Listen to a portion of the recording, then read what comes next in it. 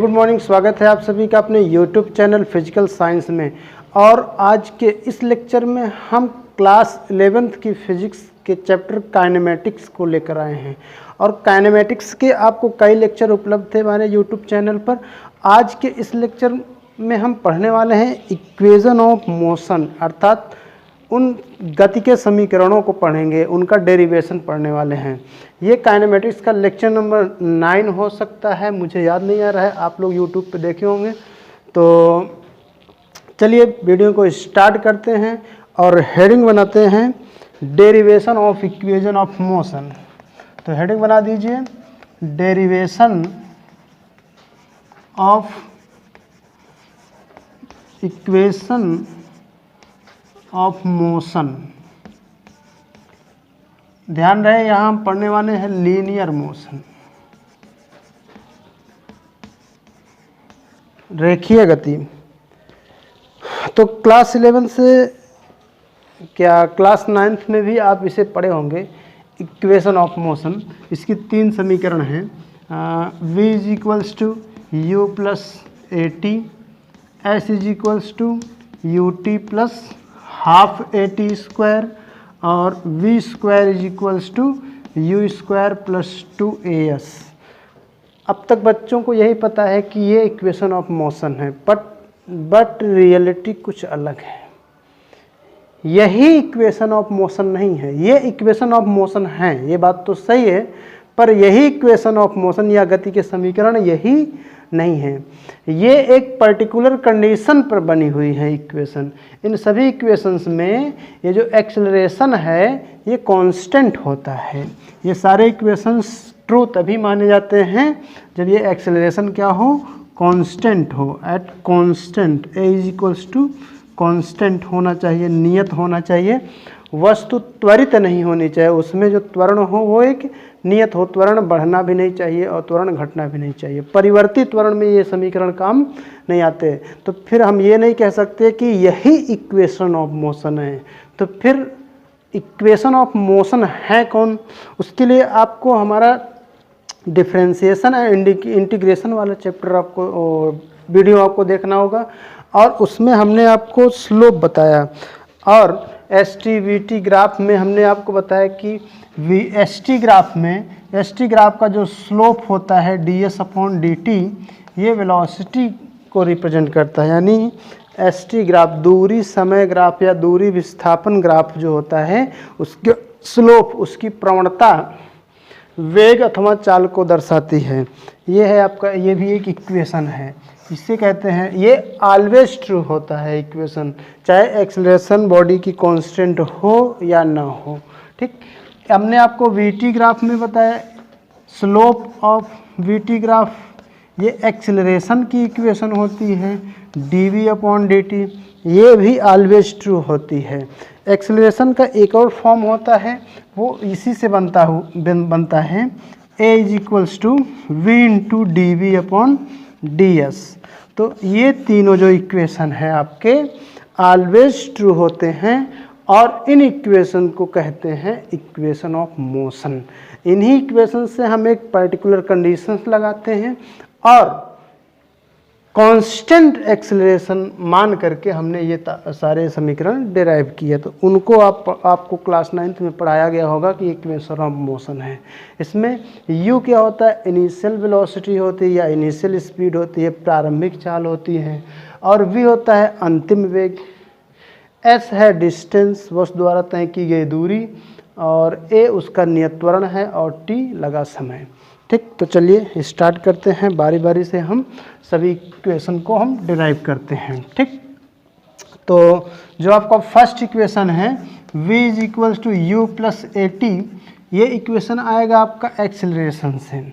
Acceleration वाली equation लीजिए आप। एक्सेलरेशन वाली इक्वेशन है क्या, dv/dt।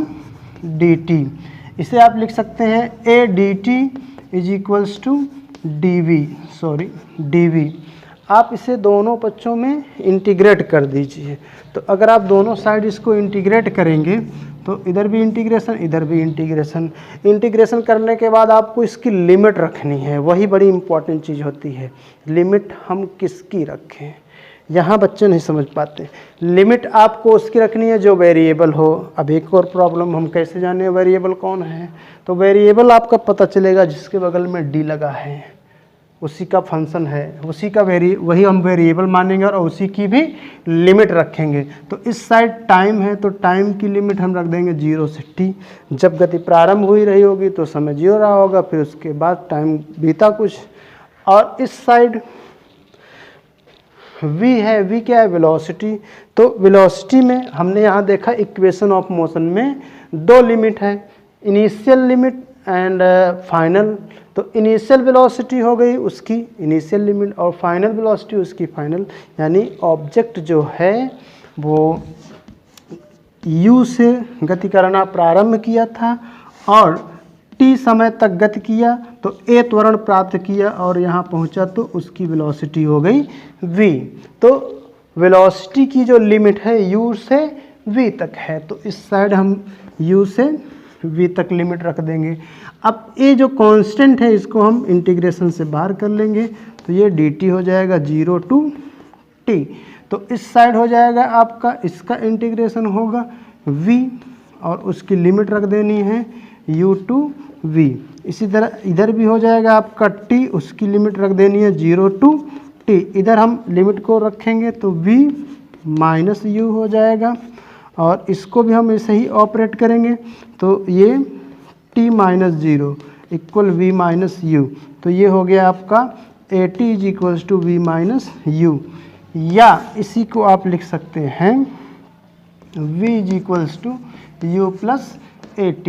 तो ये रहे आपका इक्वेशन 1, जिसे आप गति के प्रथम समीकरण के नाम से पहचानते हैं। पर इसमें हमने यहाँ देखिए इंटीग्रेशन में a को कांस्टेंट मान करके डिराइव किया, तो ये सारी इक्वेशन आपकी कांस्टेंट एक्सेलरेशन पर ही ट्रू होती हैं। तो इस तरह आप इसको डिराइव कर सकते हैं। ठीक, चलिए नेक्स्ट हम इसको मिटा रहे हैं। नेक्स्ट चलो हम सेकंड इक्वेशन ऑफ मोशन के लिए हम बिगनिंग करेंगे ये एक्सेलरेशन नहीं बल्कि वेलोसिटी वाले फार्मूले से।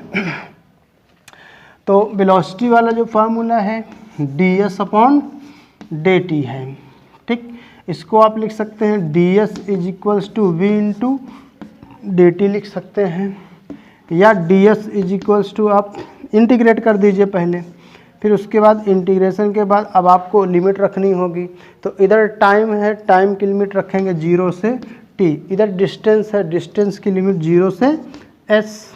तो अब इक्वेशन ऑफ 1 जो आप डिराइव किए हैं उसका यूज कर लेंगे, यहाँ v की वैल्यू पुट कर देंगे। तो 0 to t u plus at into dt हो गया ये। ठीक, इसका इंटीग्रेशन हो जाएगा s 0 to s हो गया ये इक्वल। अब इधर जो योग या अंतर में होता है तो इंटीग्रेशन हम अलग अलग टर्म्स का अलग अलग कर लेते हैं। तो u को इंटीग्रेट अलग कर देंगे 0 से t तक, u dt हो जाएगा, प्लस at को हम अलग से इंटीग्रेट कर देंगे 0 से t तक। ठीक, तो ये बन गया आपका s माइनस 0 इक्वल। इधर देखिए u क्या है, u को हम क्या मान सकते हैं, u है इनिशियल वेलोसिटी। कोई भी ऑब्जेक्ट हो उसकी जो चेंज हुई होगी तो फाइनल वेलोसिटी ही चेंज हुई होगी, इनिशियल वेलोसिटी तो उस पूरे स्टोरी में कांस्टेंट ही रही होगी। तो हम यहाँ u को कांस्टेंट मानेंगे और उसको हम इंटीग्रेशन के बाहर कर लेंगे, तो ये dt हो जाएगा 0 से t, प्लस यहाँ एक्सेलरेशन कांस्टेंट है तो वो बाहर आ जाएगा। t का इंटीग्रेशन होगा आपका t स्क्वायर बाई 2, तो ये हो गया 0 से t। ठीक, तो इसको मैं इधर लिख दे रहा हूँ, इधर मिटा दे रहे हैं।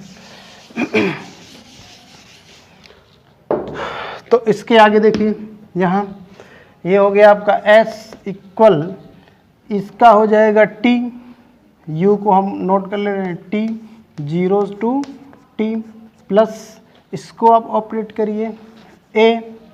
अब लिमिट रखनी है तो t स्क्वायर बाई 2 और माइनस 0 स्क्वायर बाई 2 ये लिमिट हो जाएगी।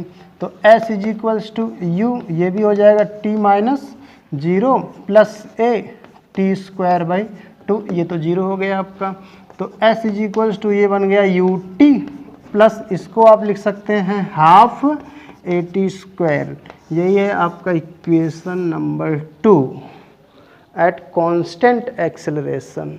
ठीक है, तो ऐसे आप इक्वेशन नंबर 2 को डिराइव कर सकते हैं। वीडियो को पॉज कर आप अपना नोट्स खुद बनाते चलिए। चलिए हम थर्ड इक्वेशन को डिराइव कर रहे हैं, तो इसको मिटा दे रहे हैं। तो देखिए बच्चों, थर्ड इक्वेशन को आप कैसे डिराइव करोगे। थर्ड इक्वेशन को की भी बिगिनिंग हम करेंगे एक्सेलरेशन वाले फार्मूले से, पर एक्सेलरेशन वाला फार्मूला हम ये लगा नहीं सकते क्योंकि यहाँ टाइम है। अगर ये एक्सेलरेशन वाला फार्मूला हम लगाते हैं dv/dt, तो यहाँ वेरिएबल जो है आपका टाइम है, और आप देख रहे हैं थर्ड इक्वेशन में कहीं भी टाइम नहीं है। तो आप dt को रिप्लेस करिए, dt हट जाए, तो उसके लिए आप इक्वेशन को लिख सकते हैं। इधर लिखें तो जगह रहेगी, a = dv/dt। तो इसको हम इस तरह, इसमें हम अंश और हर दोनों में ds का मल्टीप्लाई कर दे रहे हैं, मतलब ds से मल्टीप्लाई भी कर रहे हैं और डिवाइड भी कर रहे हैं, तो ये कटकर 1 हो जाएगा। इसको आप लिख सकते हैं dv/ds इंटू ds/dt। ठीक, तो ये मैंने एक ds dv के साथ कर लिया और एक ds dt के साथ कर लिया, तो ये फार्मूला बन गया आपका। ये है आपका dv/ds इंटू ये ds/dt वेलोसिटी का फार्मूला है, तो इसके स्थान पे हमने रख दिया v। तो a = आपका v dv/ds हो गया।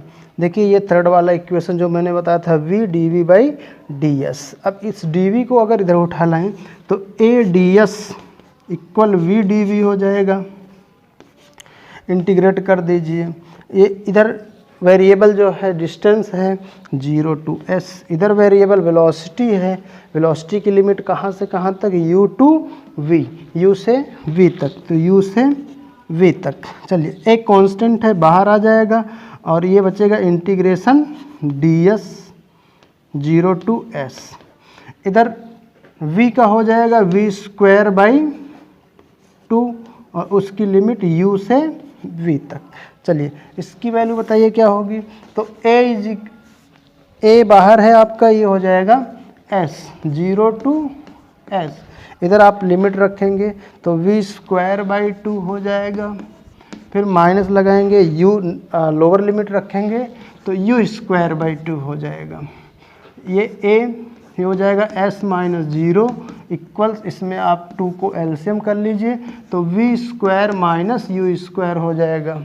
ठीक है, नेक्स्ट ये 2 इधर मल्टीप्लाई और डिवाइड हुआ है, इधर आएगा तो मल्टीप्लाई होगा, लेकिन ये हो जाएगा as और 2 इधर आया मल्टीप्लाई में हो गया, इधर बचा v² - u² को भी इधर लाइए तो ये प्लस में हो जाएगा। तो v² = u² + 2as। तो इस तरह आपको ये थर्ड इक्वेशन भी मिल जाएगी। तो आप समाकलन और अवकलन की हेल्प से इस तरह आप गति के समीकरणों का निगमन कर सकते हैं।